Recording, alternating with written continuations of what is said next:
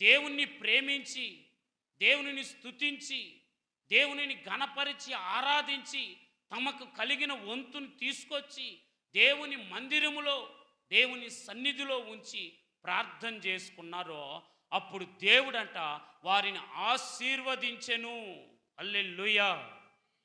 దేవుడు నిన్ను ఆశీర్వదించాలని, దేవుడికి నిన్ను ప్రేమించి, దేవునికి ఇష్టునిగా ఉండాలని, నిన్ను గనుడుగా చేయాలి అని దేవుడు ఆశపడితే ఏసావులాగా తల్లిదండ్రికి దుఃఖాన్ని కలిగించి జ్యేష్ఠత్వాన్ని అమ్ముకొని, జ్యేష్ఠత్వాన్ని అంటే విశ్వాసాన్ని అమ్ముకున్నాడంట. జ్యేష్ఠత్వం మనకేమిటండి? విశ్వాసమే. ఏసావు విశ్వాసాన్ని అమ్ముకున్నాడు పొట్టకూటి కొరకు. ఛీ,